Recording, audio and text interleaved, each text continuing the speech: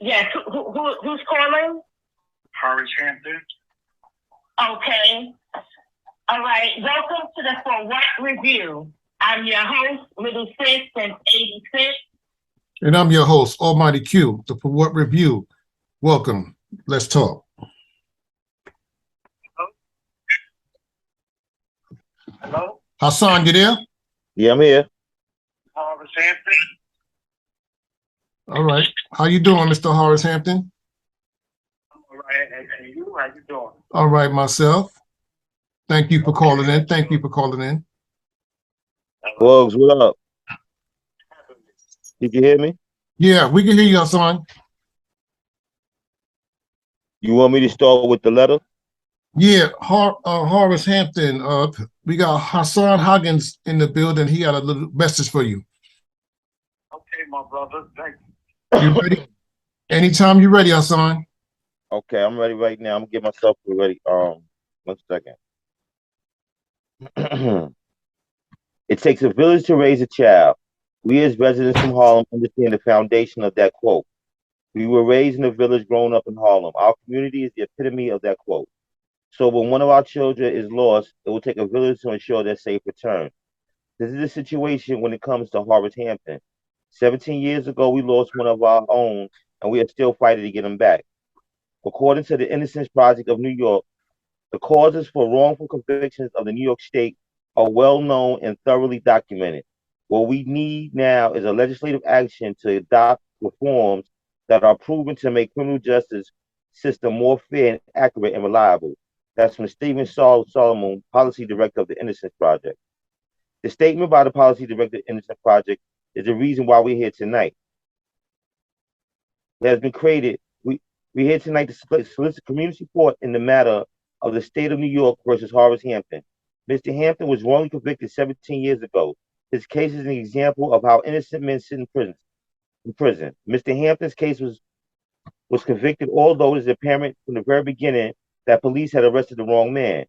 Mr. Hampton has maintained his innocence, although the state has convicted him solely on the testimony of paid or coerced witnesses. Mr. Hampton has maintained his innocence for 17 years and remains incarcerated due to the obtuse legal matrix. When a person reads the legal documents pertaining to his case, they will see the many conflicts of interest. The conflict of interest began from the police lineup until Mr. Hampton was convicted. The base of Mr. Hampton's appeal stems from the egregious abuse of power and the lack of accountability. Mr. Hampton has been fighting this case with the support of his family. It is now time that we as a community support Mr. Hampton's right to appeal. This can be done by us as a community bringing awareness to this case. Tonight, we will show Mr. Hampton's case can no longer be overlooked or lost in the legal shuffle. Our intention is to inform community residents to ensure that justice is maintained in the courtroom. Mr. Hampton has had justice delayed, but that does not mean justice denied. We as a community will be able to ensure justice not only for Mr. Hampton, but for other people in the community that have been wrongfully convicted. Wow. thank you, man. Thank you, Hassan, man. Thank you, man. So you already know, Boog. All right. It's all right if I call. What's better, call him Horace Hampton, or Wait, say that again. is it better to call him by Horace or by his nickname? You can do either one, whatever makes you comfortable. Okay, all right. So, Mr. Hampton, thank you for calling into the show. Thank you, Mr. Hassan. Mr. Hampton, please tell us more about your case coming from yourself. They arrested me on January 2006. They convicted me of a murder and attempted murder in 2007 in 100 Center Street, Manhattan Supreme Court. The DA opening statement was every single witness that he put on the stand was going to say that they seen me shoot and kill a person and attempt to kill another person. So I was charged with murder in the second degree and attempted murder in the second degree. Now, all right, one of the witnesses was a 13-year-old child. he was with the deceased before the deceased got murdered, before the deceased was murdered. And, you know, the 13-year-old child testified at trial and told the service that he was with his friend before the shooting started, and told the service that he didn't see me that night, and I wasn't the person that got to kill his friend. So that's one witness that saying that I didn't do it. The second witness was the victim. He was a 17-year-old child, and he testified. He said he never seen the person who died. He said, matter of fact, he said he never seen me out there on that night, and I wasn't the person that got him. And there was another witness, which was the 911 caller. You know, she testified. She said she was sitting in the car at her light, and she heard shots in front of her, and seen another man shooting another person that was trying to get away. And she said as she was driving past Fifth Avenue, the person that did it walked past her car, but she couldn't identify. She said when they asked, did she see me? She was like, no, I couldn't see the person's face.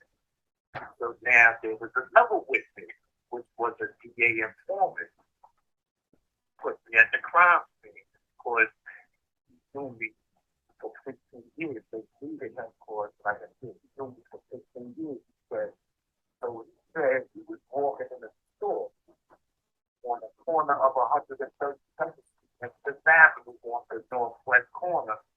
And if anybody's familiar with that area, they know on the corner of 132nd Street, there's no grocery store. It's a chicken store. It's a fried chicken store. And he said he was going in the store to buy pants for his grandchild. He looked down, and another thing, the murder happened on 131st and Madison. In Fifth Avenue, a whole block away. Now he looked down, he seen me arguing with another guy a whole block away. And he went inside the store, he came out, and before he came out the store, he heard shots. He seen me walking away from the crime scene, walking up towards Greenwich Avenue.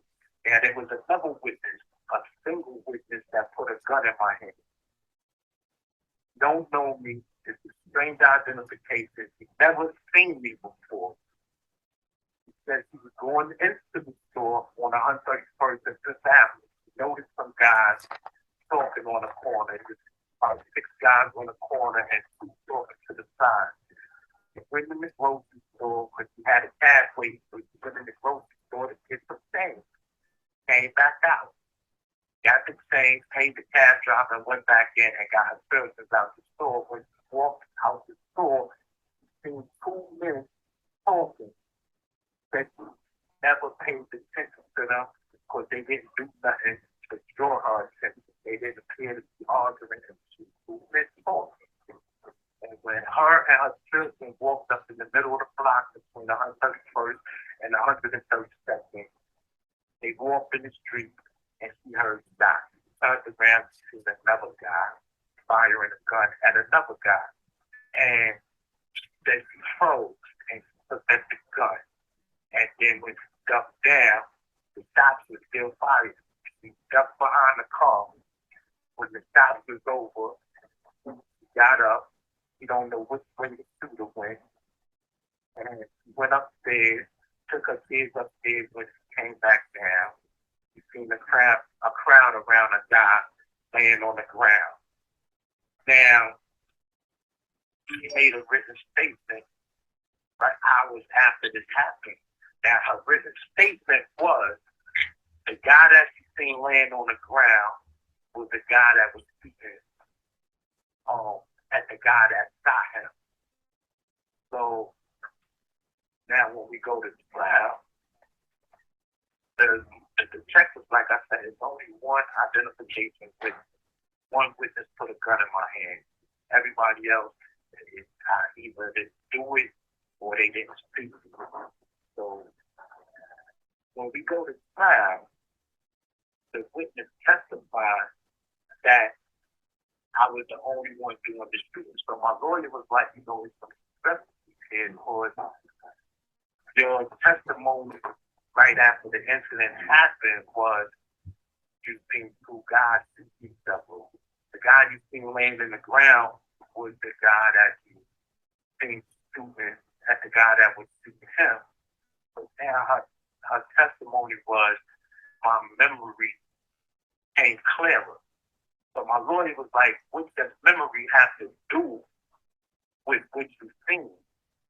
By the way, you had the detectives looking for two shooters. He's like, oh no, my memory became clearer as the time went on. So this same witness also received $31,000 from the DA office. And the same witness picked me out in a lineup 72 days later.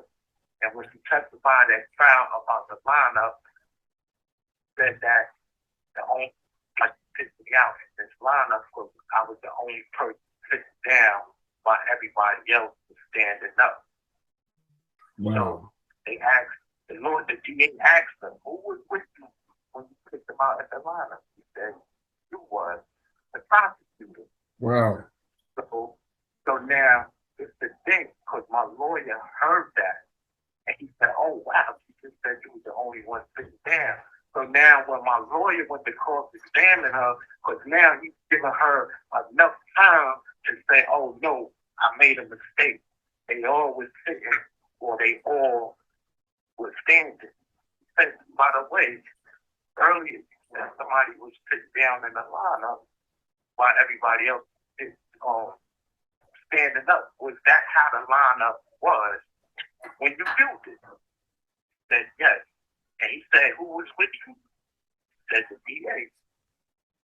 So my lawyer, I went on appeal, I went on ineffective because my lawyer should have been open to waiting hearing because he never testified at the waiting hearing.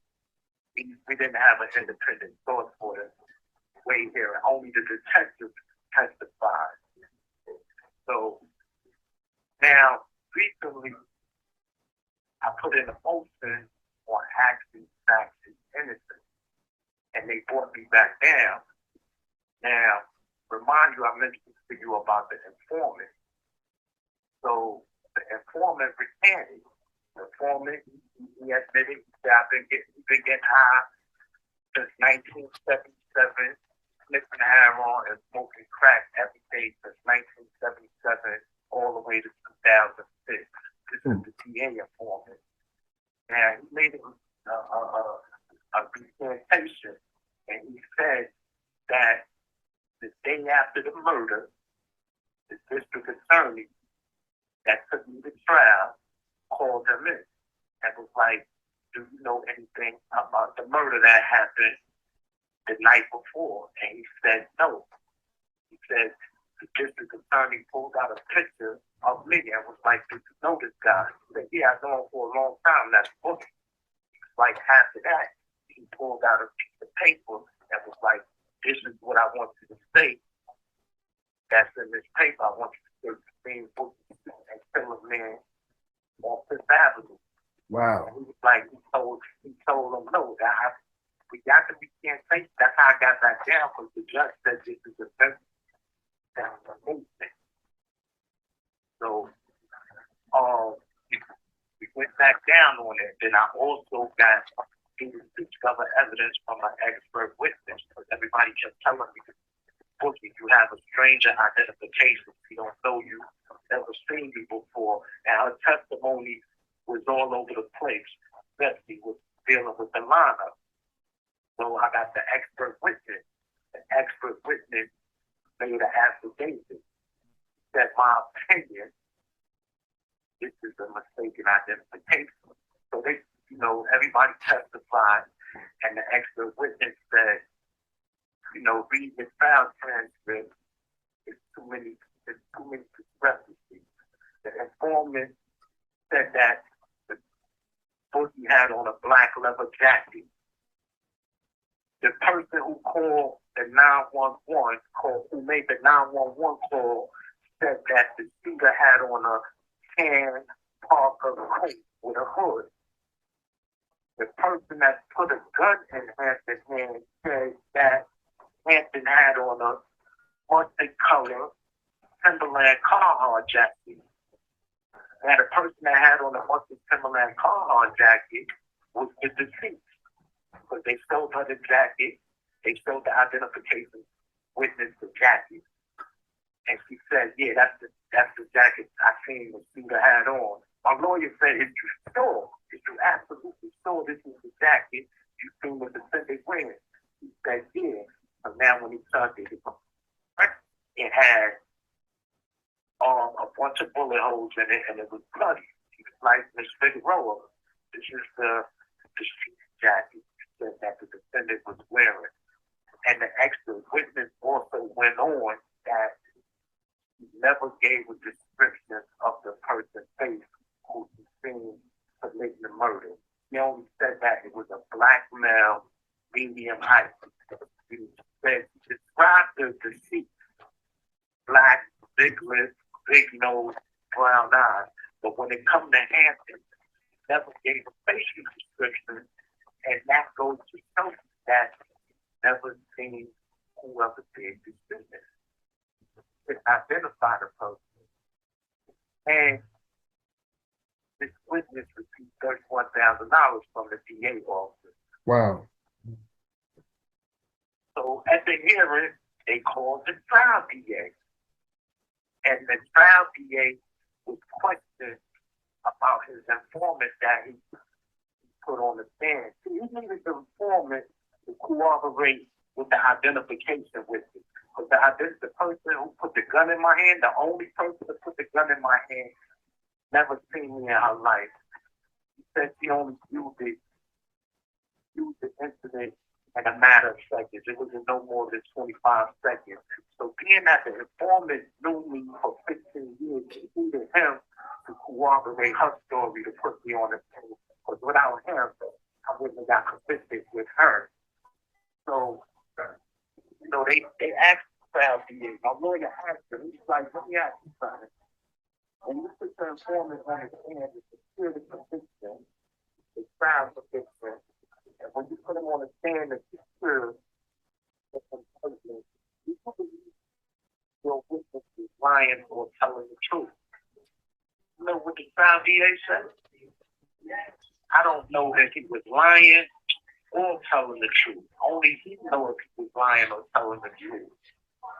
So now, the hearing judge told us to prove that the informant committed perjury. So we proved it. At the grand jury, the informant was shown a picture of the other guy that got shot. And they asked him at the grand jury, the DA asked him, he was like, do you know this guy? He was like, oh yeah, that's little Lloyd. So he was like, how do you know him? He was like, oh, I know him in the neighborhood. I know him since he was a kid. Now at trial, when he was shown the picture, he was like, I don't know that guy. I've never seen that guy in my life. So my lawyer was like, but at the grand jury, when you was shown the picture of him, you said that was little Lloyd.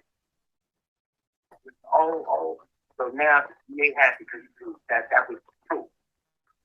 Now another thing is with this informant, the incident happened in January at 8:20 p.m.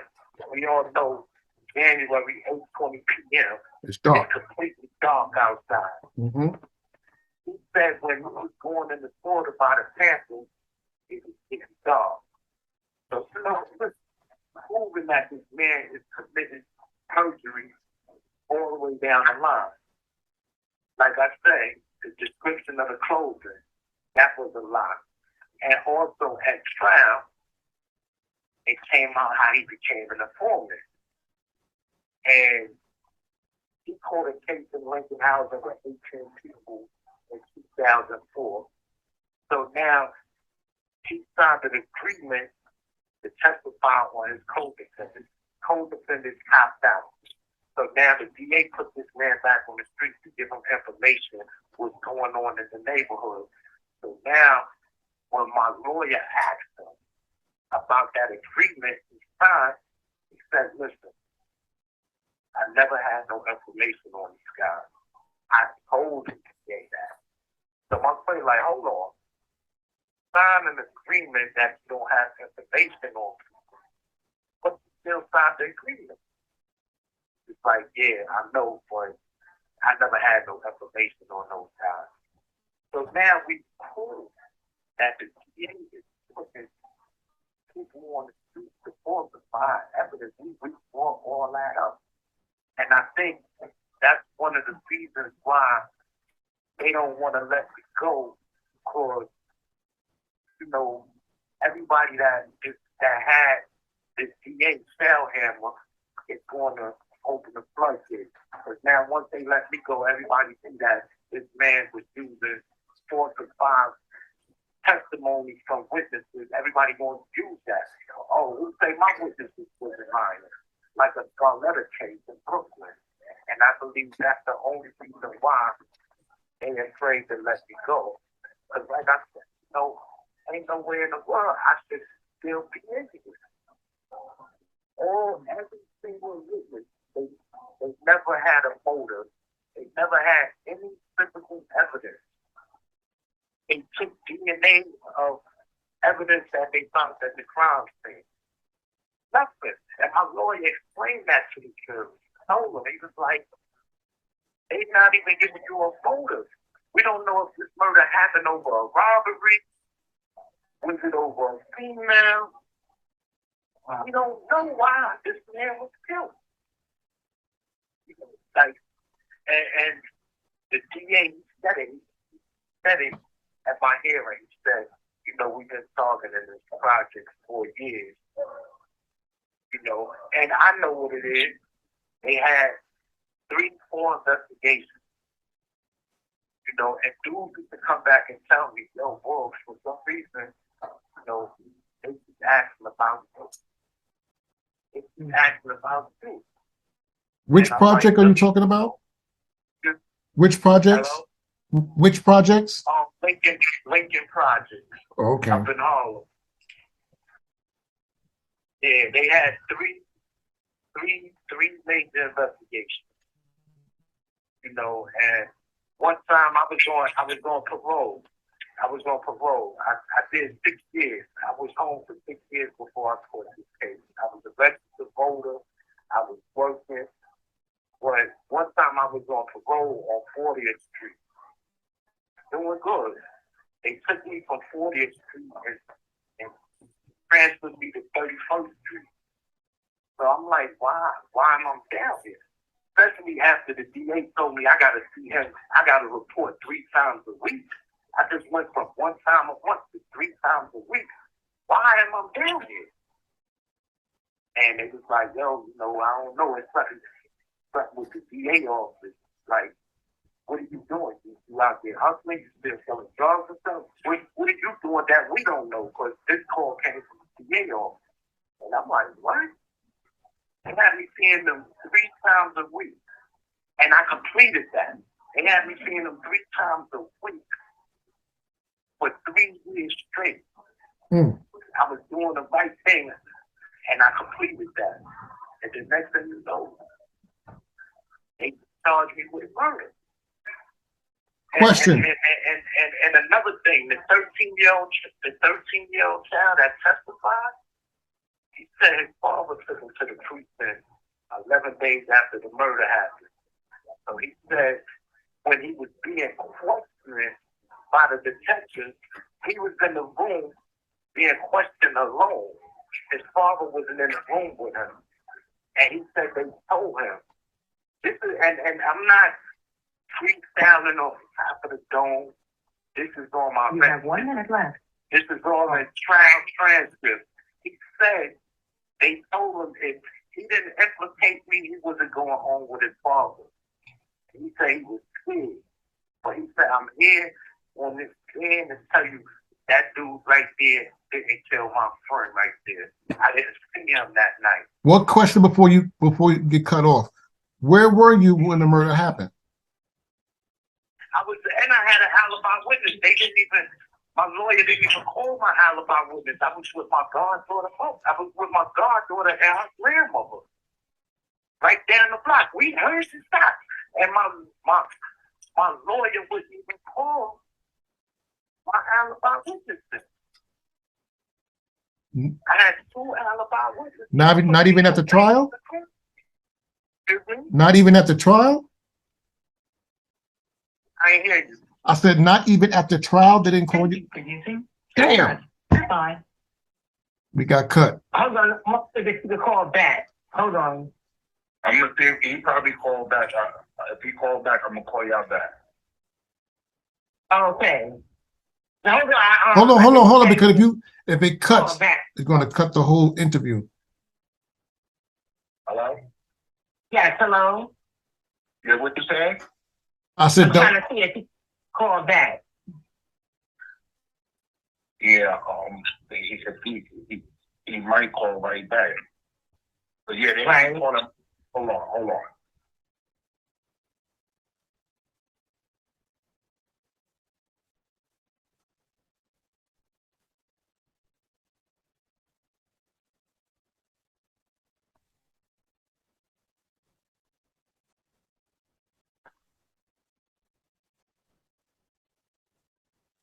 I hope he can call back.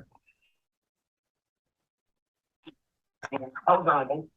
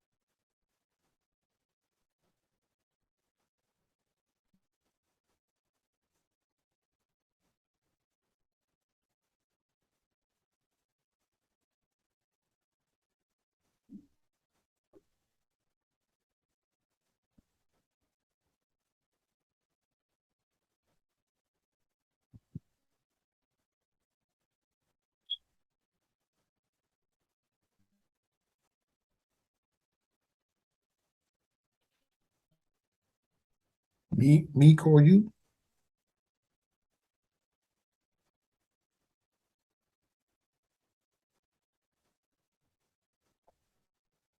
Yeah. He's back? All right, can you guys chat? I have like 5 minutes. All right. All Go right. ahead. You was talking about your alibi. Yeah, my lawyer, I'm asking him, I'm like, yo, why you don't, you went and spoke to them, and he kept saying,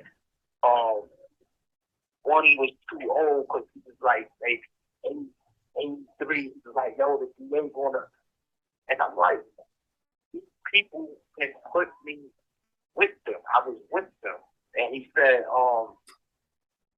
my goddaughter mother at the time, she caught a case at the time. So he like, yo, I don't want to put her on the thing. But my peoples, I'm calling them, and they like, yo, why your lawyer won't come talk to her? And I'm telling them, the case don't affect because she still got her city job. My goddaughter mother, the case don't, because, she ain't get back to this day. They're with them. That happened in 2006. So they like, yo, why he won't come? I'm like, yo, I don't know, man. I don't know. Like, I believe he's working with them because it was an AT&T.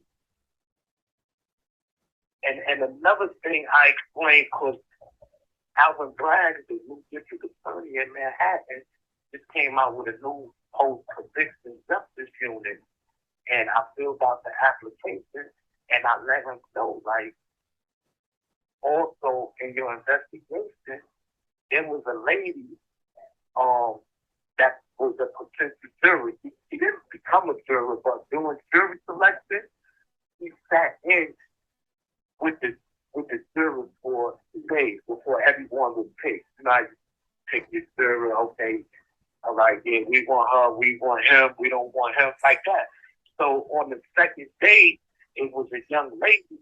When she got on the stand, she told the judge, she was like, listen, I can't be on the jury because I'm very familiar with the people that's involved in this case. And the judge was like, so you can't be a fair judge? She was like, no. But the judge was like, okay, step down.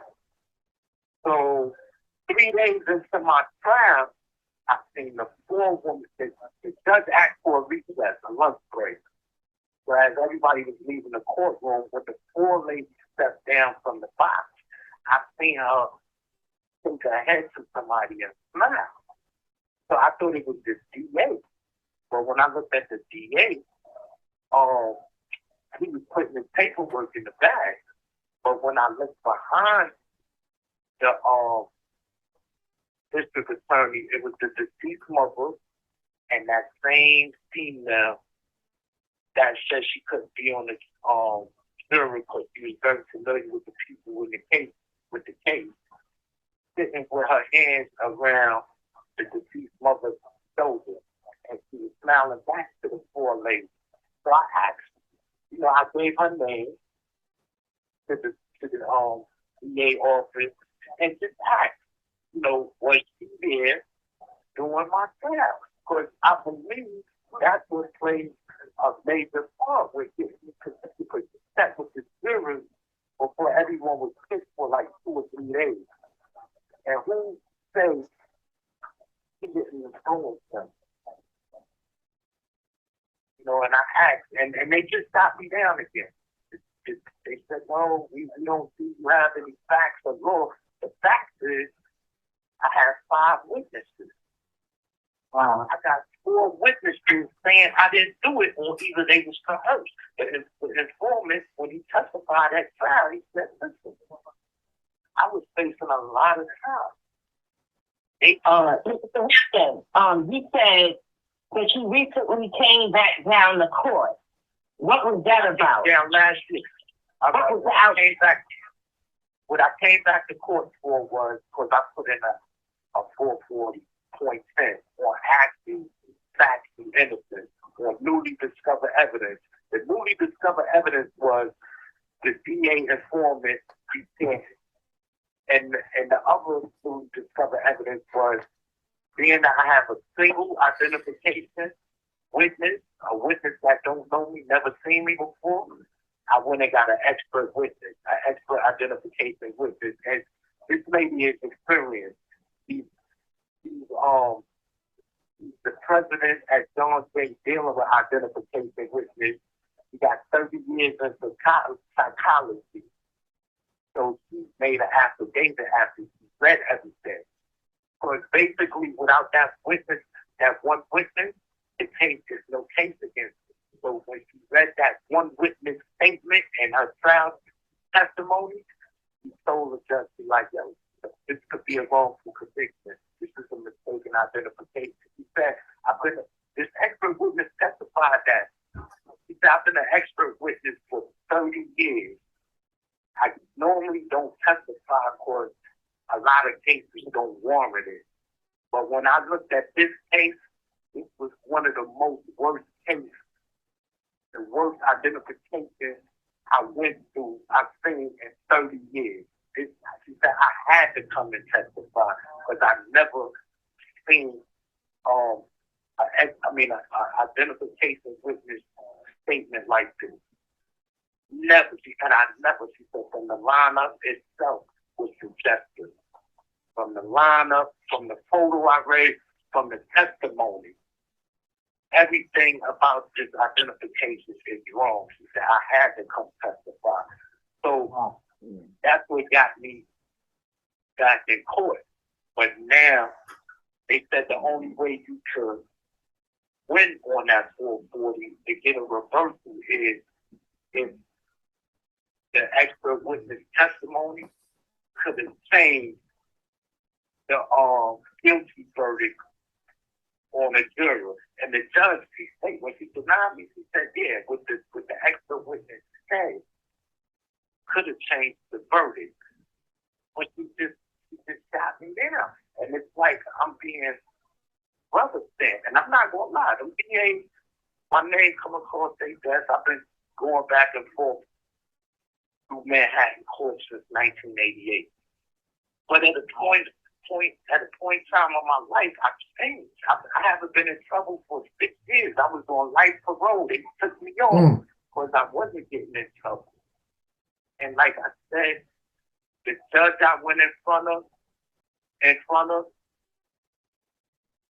everybody that get locked up in Lincoln Projects go through her. The DA that I went in front of, they go through him. And it's like the judge and the DA, it's like they got a mother and son relationship, because when I went to arraignment, they sent me up to the Supreme Court. This DA specifically asked for my case to be sent in front of this judge. My lawyer was like, no, we don't need to go in front of her. And what they do is, that's what you call judge stopping. But now he's getting in front of a judge who's going to go with everything he said, rule on everything he want ruled, the way he wanted ruled. That's what they call judge stopping. Wow. And I told the DA, I told Alvin Bragg, look at from the first time I came in the courtroom. Look how they sent me up to the Supreme Court and they asked for my case to be transferred in front of this certain judge. Now let me explain. I'm gonna explain one more thing. The informant, he testified at this hearing when I went to court last year. He said, the DA used to come see him in Central Booking. So just by him saying that, the judge didn't believe him. He's like, oh, what DA gonna come see you in Central Booking? It was a case, I think it might have been 2012. This same judge and this same DA, this kid from my project was going to court. And when he finished with his court proceedings, they was putting him on a Rikers Island bus. The correctional officer was like, yo, we got to take you off and send you up to the DA office. So he went up to the DA office the following morning. He called his lawyer and told him, like, yo, they took me up to the DA office. So now when they went back to court, his lawyer brought that up, because you can't talk to a defendant without their lawyer. So his lawyer brought it up to the judge, like, Your Honor, listen, the DA in violation, trying to get my client to turn without my knowledge. They exposed him without my knowledge. That lawyer, he was a black man too. It was in the Amsterdam News. That lawyer left up out of that courtroom with a broken arm. What?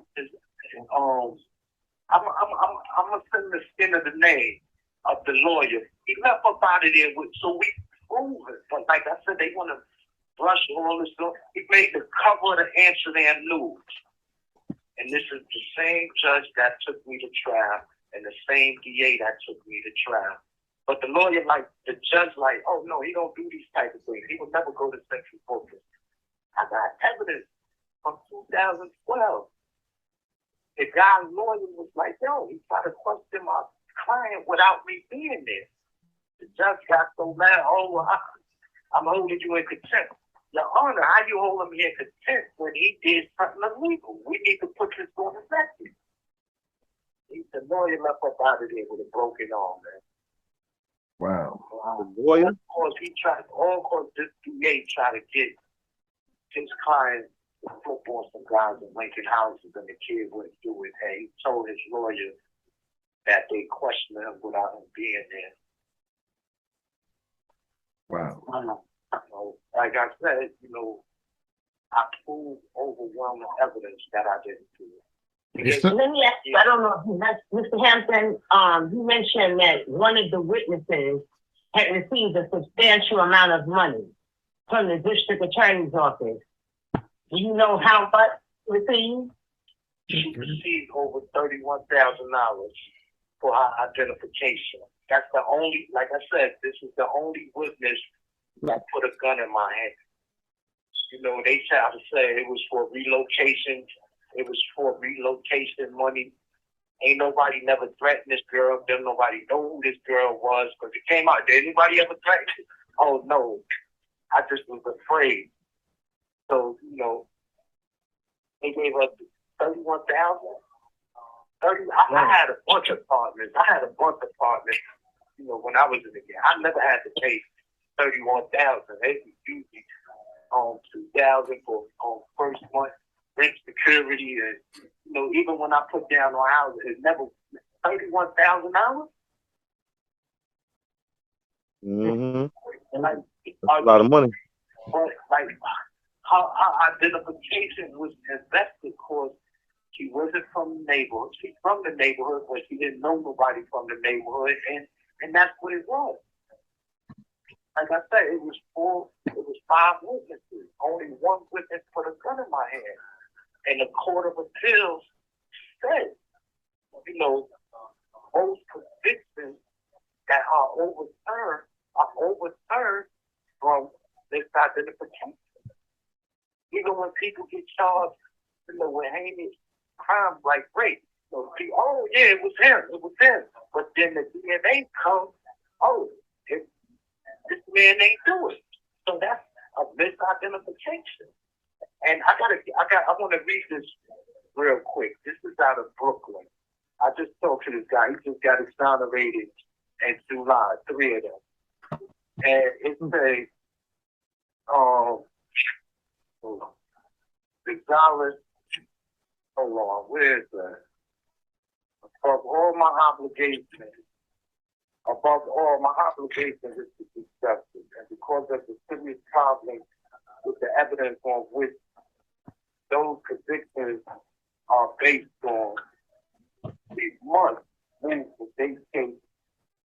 to vacate them where the harm has been done by the failure of the system dealing with identification. I mean, Brooklyn, if I was in Brooklyn, because I used cases from the Brooklyn court that was identical to mine, they let them go in Brooklyn. But it's just Manhattan, it's, you know, it's like, I don't know, they're conservative, they don't care what any other borough is doing, they don't care nothing about change. But Alvin Bragg, you know, he keeps saying this is what he's going to do. I'm going to look at these convictions, and I know it's a lot of people. You know, he said, I'm from Harlem, and I know it's a lot of people that's wrongly convicted in Manhattan. This is one of those cases. So you feel that you was targeted? Do you feel like you was targeted? Of course I was. Like I said, I had a guy come to me one time, never knew him. He pulled up on me. He's like, yo, you know, I know who you is, but I don't know, you don't know who I am, but I just want to know, I just want you to know, you see this black eye guy? So I'm looking at him, I'm like, yeah. He's like, well, I just got locked up for a robbery. I'm out on bail. But they pulled me down to the office because the address I had used, he was from a whole other project, but his identification was a Lincoln Project address. And he said they pulled me down to the DA office and showed me all types of pictures with you. And they wanted me to try to blame something on you. And he said that's why I got the black eye, because I told him, no, I'm not going to do that, and I don't know that man. Like I said, it used to be a lot of times guys used to come tell me, like, yo, boy, I don't know what's going on, but, you know, they just asked me a bunch of questions about you. And I'm like, I did my thing one time. You know, I hustled. I made a lot of money. But like I said, I was young. I got convicted for those crimes. And I did the time for that. And when I came home, you know, guys were still hustling in my project or whatever the case may be. But I didn't have no card to that. No card whatsoever. But I know they used to go extra hard, you know. I don't know if because they were selling a lot of heroin in there, but for some reason they always thought I was a part of it. Wow. They always thought I was a part of it. A young female went and did 3 years and came back down, and she said, "Oh man, you lucky." I'm like, "Why I'm lucky?" Because when I got locked up, she said you was sitting next to me on the bench. She said they had video but didn't have audio. And she said while you was sitting next to me on the bench, it was you and another guy, and I was sitting in between y'all. And that's the case. That's the time she caught.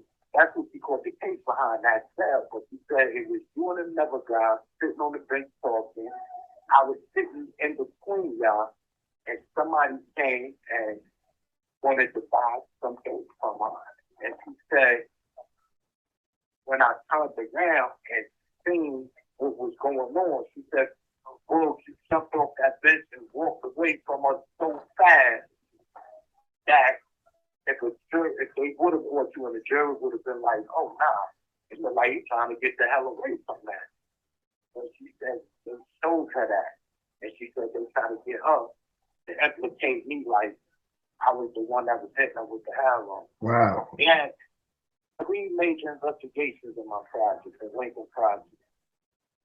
The first one, 12 people got locked up. The second one, 6 people. These are years apart. And the third one was 18.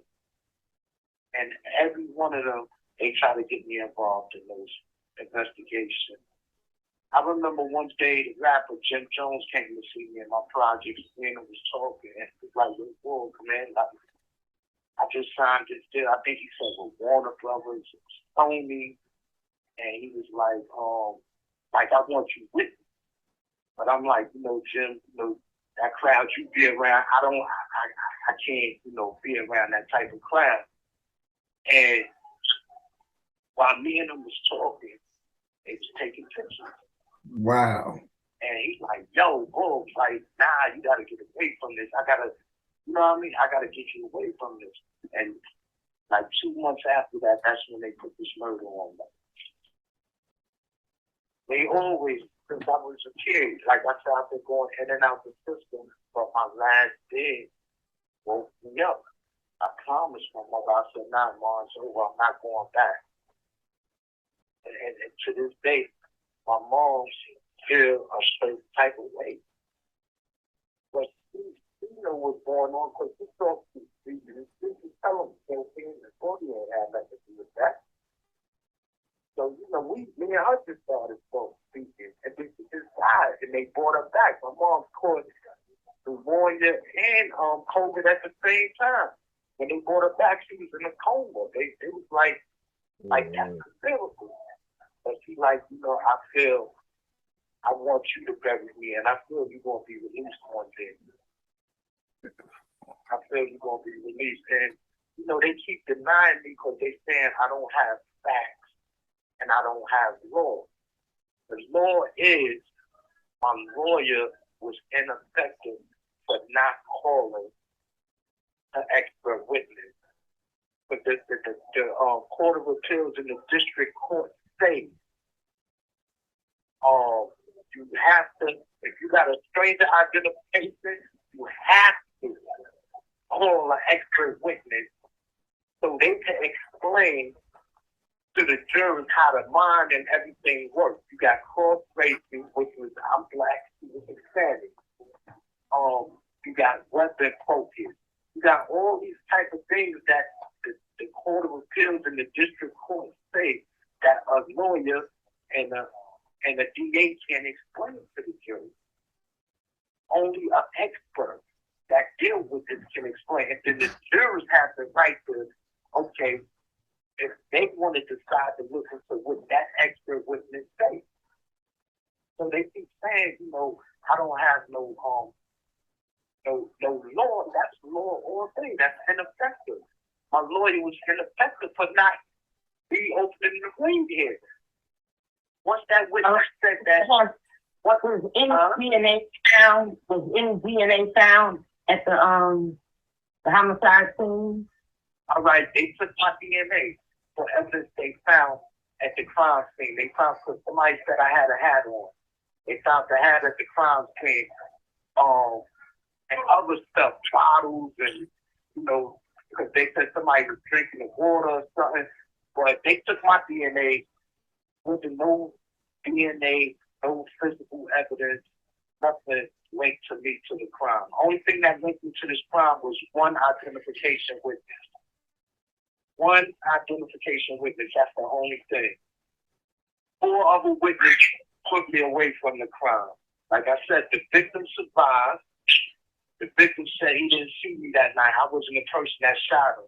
The 13-year-old child that was with the deceased said he didn't see me arguing with his friend. I wasn't the person that was arguing with his friend. He didn't see me that night. I wasn't the person that shot his friend. The 911 caller, she said, I looked at the man shooting another person, killing them, and he walked past my car, but I've never seen his face. Only one witness put me at the crime, and that's the same witness that received $31,000 from the DA office. Wow. Wow. And like I said, everybody described a different coat. The informant said I had on a black leather jacket, a blue baseball cap.